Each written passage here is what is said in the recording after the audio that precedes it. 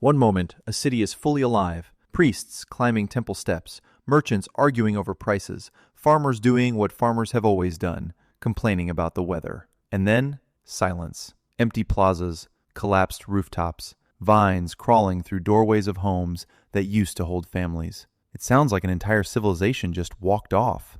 But here's the thing, that's not what happened. Not even close. 6 of history's most famous lost civilizations didn't vanish. Their systems broke down. And when you look at what actually caused each collapse, there's no single villain, no giant red button marked end of civilization, just drought, stacking on top of war, stacking on top of failed trade, stacking on top of leaders who probably kept insisting everything was fine, while the building behind them was literally on fire. Let's get into it. Number 1, the Maya.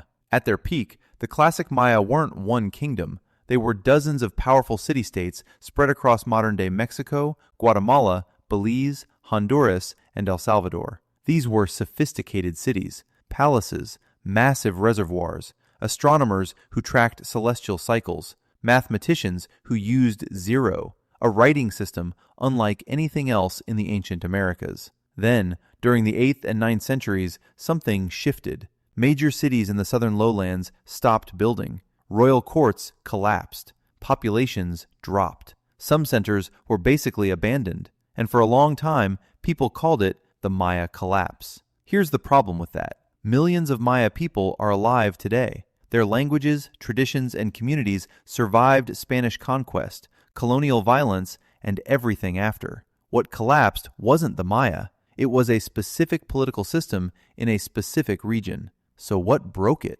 Climate records show brutal droughts during this period. In cities that depended on reservoirs and rain-fed farming, a few dry years in a row was a disaster. And when your ruler claims sacred power partly by keeping order, well, it's hard to maintain that reputation when the gods appear to have canceled rain. But drought alone doesn't explain everything. These cities had survived dry periods before. The real problem was that they were already fragile. Rival kingdoms constantly fighting, wars disrupting farming, resources being drained by elites. When drought hit, every other pressure got worse at the same time. The Maya collapse wasn't one event. It was dozens of local breakdowns, people moving toward better water, safer communities, stronger trade. The forest reclaimed the temples and made it look like everyone vanished. They didn't vanish. The cities just lost the argument for why people should stay. Over 4,000 years ago,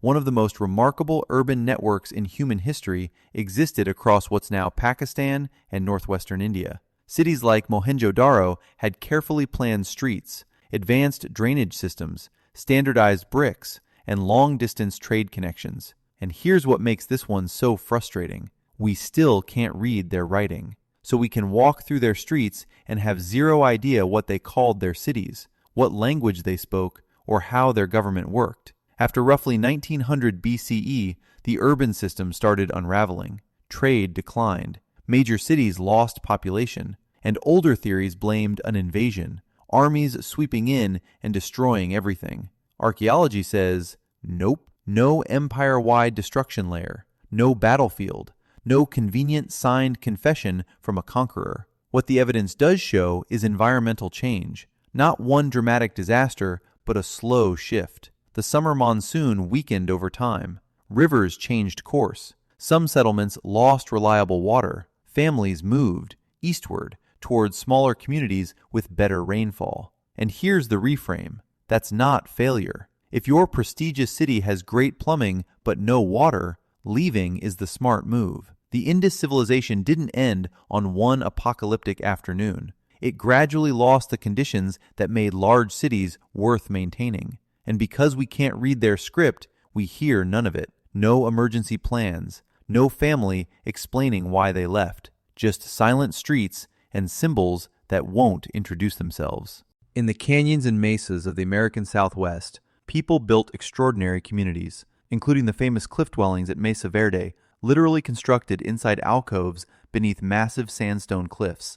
By the end of the 13th century, the Mesa Verde region was largely empty. The buildings stayed. The people appeared gone. Early outsiders treated this as evidence of a vanished race, completely separate from any living native people. That interpretation wasn't just wrong, it erased the actual descendants who were standing right there. Modern Pueblo peoples, Hopi, Zuni, the Rio Grande Pueblos, carry direct cultural and ancestral connections to these communities. So why leave such impressive homes? A severe multi-decade drought hit in the late 1200s. Harvests became unreliable. Evidence also points to rising social tension and conflict. But people didn't just wander into the desert and disappear. They migrated, south and east, to places with water, farmland, and existing social connections. Many likely already knew where they were going.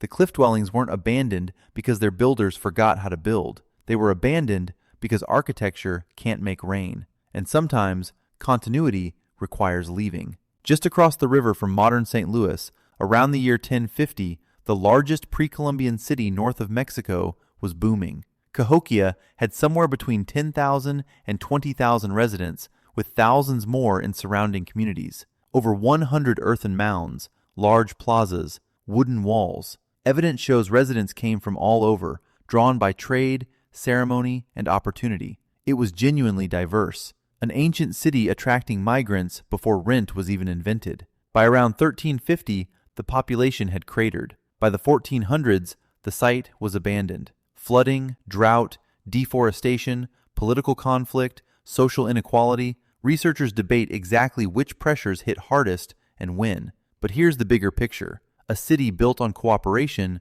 falls apart when cooperation breaks down. Cahokia's rapid rise was also, possibly, part of its undoing. Building a city from many different communities requires shared beliefs, strong leadership, and steady food supply. If the system stops delivering, if the obligations pile up while the benefits disappear, people leave. The same networks that brought them in will carry them right back out. And just like with the Puebloans, later American scholars refused to believe indigenous people built the mounds at all. They invented a fictional mound builder race, conveniently separating impressive achievements from living Native Americans. The civilization was made to disappear twice. Once when the city emptied, again when historians rewrote who built it. You know the Easter Island story. Islanders cut down every tree to move giant statues, destroyed their own ecosystem, collapsed before Europeans even showed up. It's a perfect cautionary tale. It's also mostly wrong.